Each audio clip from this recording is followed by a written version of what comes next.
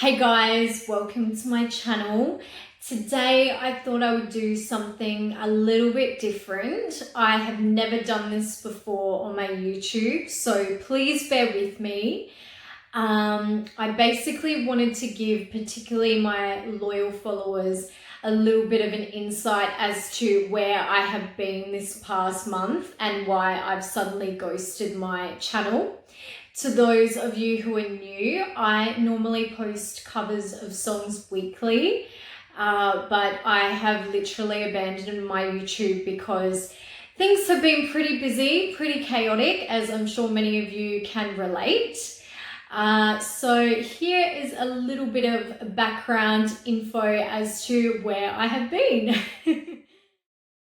So first and foremost, I had my wedding on the 14th of March.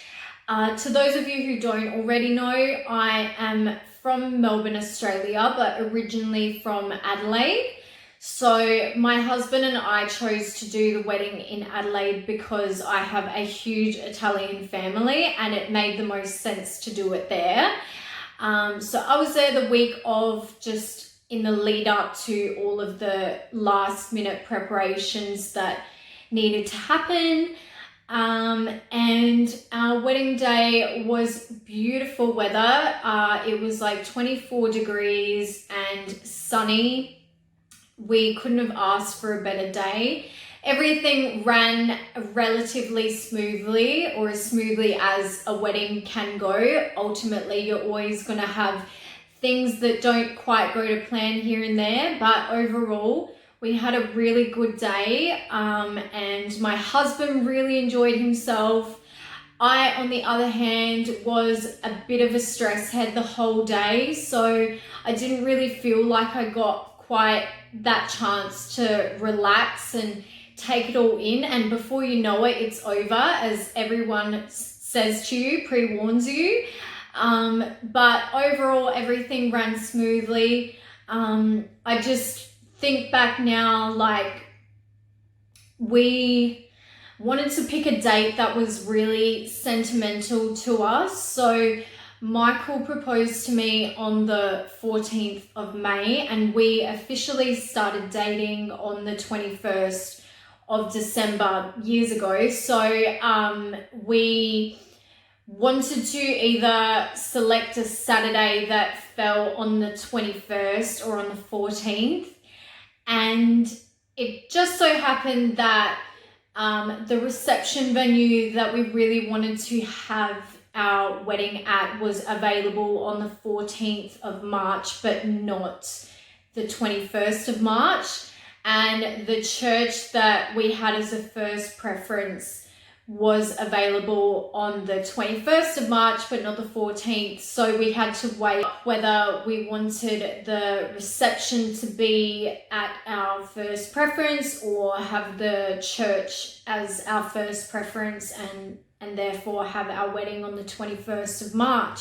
So it just worked out by fluke that we were extremely fortunate that we ended up picking the 14th of March, given everything that's eventuated and happened in the world just that week alone. So I believe it was the day before our wedding that things started to amp up a notch with the COVID-19 situation. And the government announced no mass gatherings of 500 people or more. So our guess list was 200. So we're lucky in that this didn't impact on us and our wedding was still able to go ahead. I think it was about 2 or 3 days later that the government had an updated announcement that no mass gatherings of 100 people or more were to take place. So had we chosen the 21st of March for our wedding, it would have had to be postponed. So we're very fortunate in that regard. This was the same for our honeymoon destinations and the dates that we scheduled to go. Because we left first thing Monday morning And I think it was by Tuesday that the government made another announcement saying that no one was to travel overseas or leave the country. So we literally snuck in just in time with that. And our chosen honeymoon destinations were Singapore for 3 nights and what was meant to be the Maldives for 5 nights.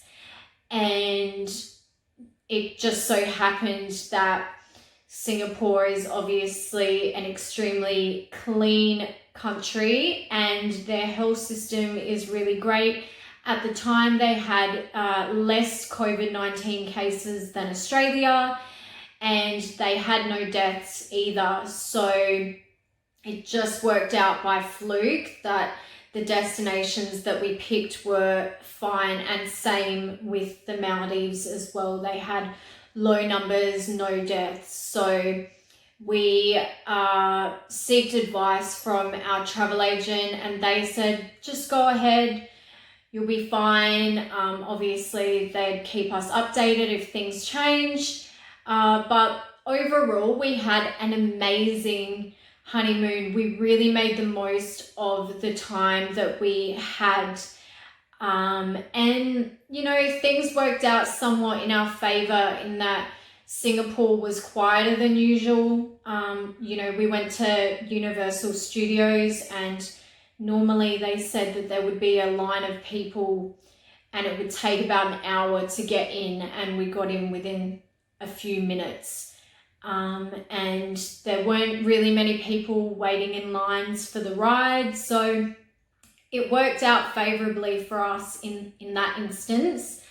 Obviously, when we went to bars and restaurants, they were really up there with their regulations and checking people's temperatures and things like that. But we were fine. So that was really the only impact it had on us.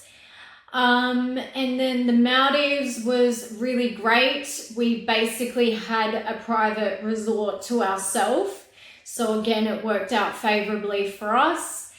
The only stress came, I guess, in the week that we were honeymooning. We were trying to be sensible and keep in the loop of all of the updates that were going on in Australia and globally, but also not trying to be fully absorbed in all of that and really be able to enjoy our time together and our honeymoon. So it was finding a bit of a balance there, but I think we did the best considering the circumstances. So the only real, I guess, chaotic part was things were all smooth sailing by Saturday, and we were sort of notified by the travel agent that we'd have to leave a day early. So we're a bit bummed about that, but oh well, smooth sailing, all good.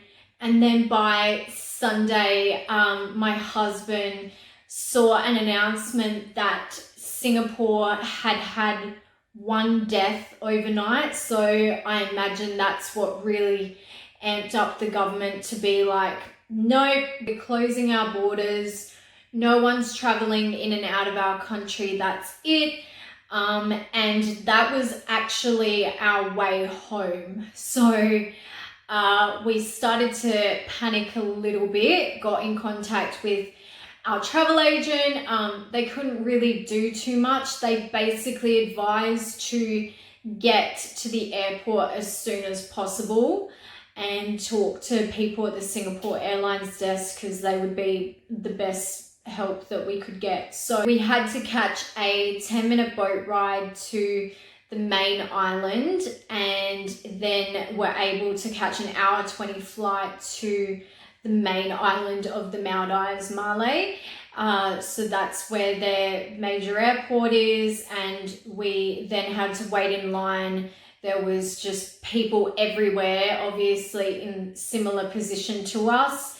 So we were playing the waiting game like sitting ducks and highly, highly stressed. Basically what the main stress was that Singapore were closing their borders even for transit by Tuesday, and it was Sunday night. So we were not sure whether our flights through to Singapore and then from Singapore back to Australia were still going ahead. And the only alternative route for us was to go via Dubai, which would take longer, but we had been informed that Dubai were closing their borders as well on Wednesday. So we had more leeway, I guess, to go home via Dubai, but we still wanted to check with Singapore Airlines as we already had our flights scheduled through them, and as far as we were aware, they were still going ahead. But obviously we needed to get that clarified by the people at the information desk. However, there was a whole heap of people waiting to have their inquiries resolved. So the flight via Dubai was leaving in like about half an hour's time. So Michael kind of turned to me and he's like, go find out whether we're able to get this flight via Dubai. So I went and spoke to the guy there and I explained my situation, and he was like, no, we're doing the same thing. We're closing our borders. We're not letting anyone into the country. And then I went back and relayed that information to my husband, and he was like, what? He went and spoke to them, and there was obviously a bit of misunderstanding, and they realized, yes, there are actually flights going to Melbourne, Australia. So we had to take a bit of a gamble and go, well, either we just take these flights, which were disgustingly expensive, but the only real alternative was to miss out on those flights and continue sitting in the Singapore Airlines area in the hope that the attendants there would come back and go, oh yeah, your flights are still okay, you can still get home through Singapore Airlines. If they'd come back and said, no, we're not letting anyone through, your flights are cancelled, then we'd sort of be in a situation where we're stuck. We didn't have any accommodation to stay on that particular island that night, and then we left even tighter for time to go through Dubai. So it was very stressful, but we ended up choosing to cut our losses and pay this ridiculous amount of money to fly by Dubai. But it was a gamble, and at least we were able to get home. That was the most important thing. So I guess overall it put a bit of a sour ending to our honeymoon, and what was an amazing honeymoon. So that was the really unfortunate thing, but such is life.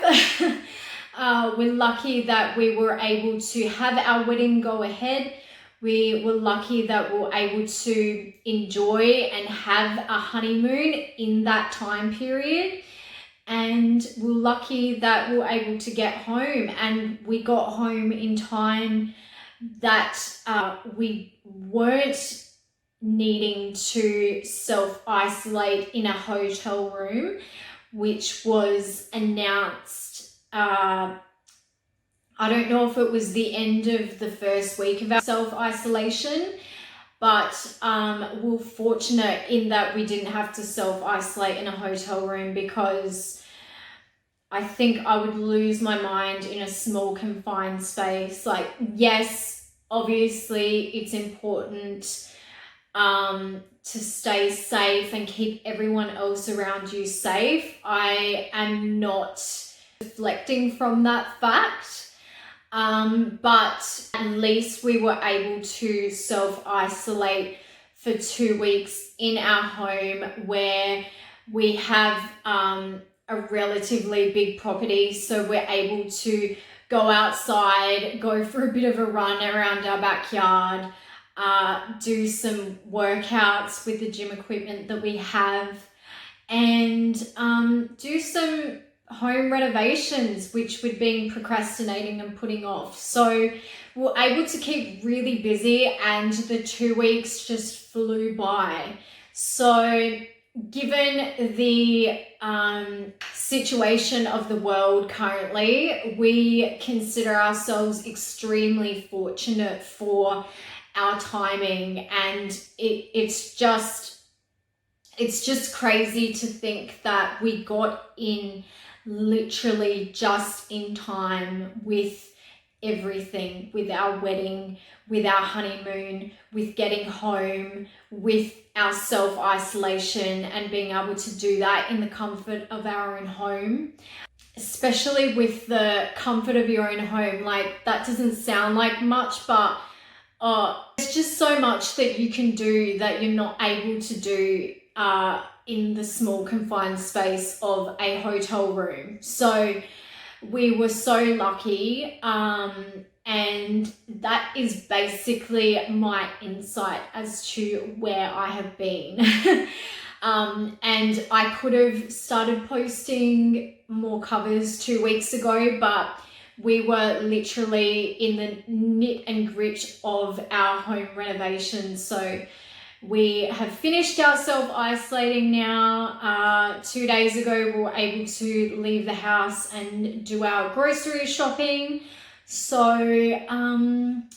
there's a little bit of normality, I guess, if you could even say that, back in our lives, and us just being able to get out and about, go for a run, not in our backyard, and get some fresh air. So such is life at the moment, and what, you know, could be for the foreseeable future, for the next 6 months.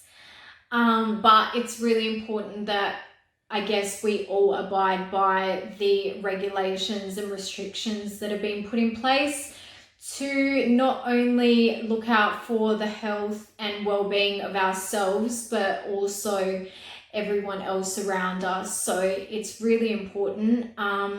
Don't take it as a joke. Don't try and risk seeing your grandma or older relatives, because they're obviously very prone to catching the coronavirus, and ultimately they could die from it. So it's really important that we follow everything, but also, you know, try and take it as an opportunity to just take a step back from the crazy, chaotic, busy nature of our typical lives. Take it as an opportunity to really spend more time with your loved ones, with your family, and do things like meditate, or try and do some outdoor exercises, get into gardening, learn some cooking. Like, there's plenty of things that can keep you occupied during this time, and it's not all doom and gloom.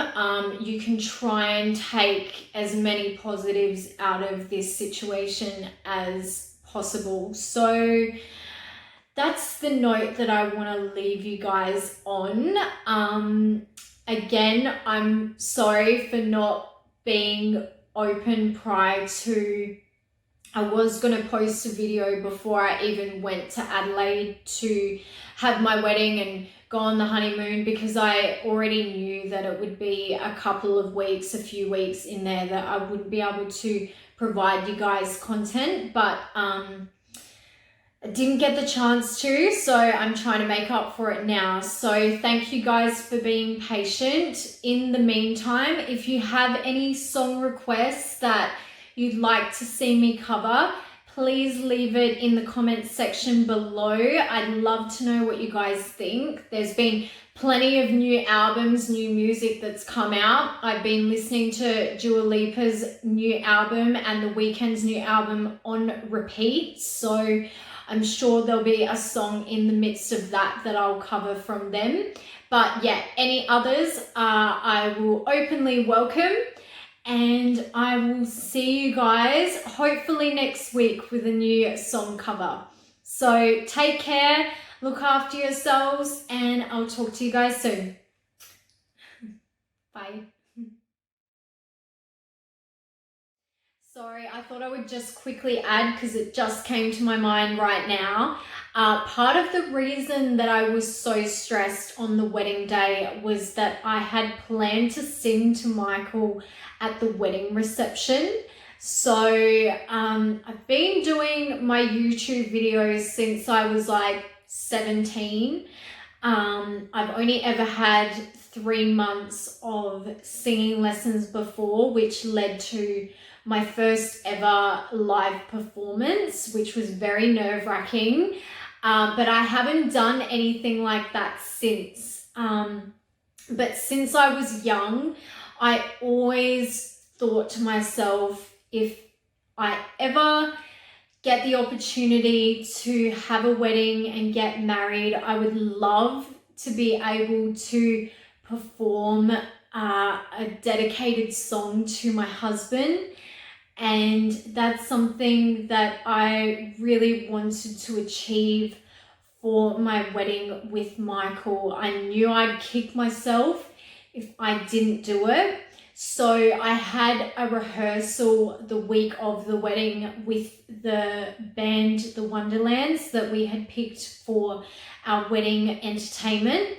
And they were fantastic. And I had rehearsed the song, which was Christina Perri's 1,000 Years, so many times, but for some reason on the night that I was rehearsing with the band, I kept forgetting the lyrics. So that was kind of hovering over me, and I said to the band, and I also made the reception venue aware, like, I'm setting out to perform this song for my husband on the night, but I don't want to say, yes, I'm definitely doing it, because I want to see how I'm feeling on the night. If I'm feeling extremely nervous and just not wanting to do it, I didn't want to put that sort of 100% pressure on myself, because ultimately I knew that if I wasn't feeling it and it was just stressing me out too much and I stuffed up, I knew it would just end up giving me bad memories of my wedding, and I'd ultimately feel like I've ruined my wedding day. So it was a lot of pressure, and I just said, look, this is what I'm setting out to do. I'm going to see how I'm feeling on the night. So after all the formalities were over at the reception, I was still feeling stressed because this was lingering over my head. Do I do it? Don't I do it? When I was rehearsing with the band, I kept forgetting the lyrics. Am I going to, do it and then screw up and forget the lyrics on the night? But look, I ended up being nervous to start with, as expected, but I ended up doing it. I was so glad that I did it, because like I said, I knew that if I weren't to do it, I would just forever kick myself for not having the courage to do it. So I'm so glad that I did it. And when I get the professional footage, I will likely, and if you guys want it, I will post it on my channel so you guys can see. So that's all I wanted to add, a quick little thing that I had been meaning to say but completely forgot. So there you have it. I will see you guys again hopefully next week.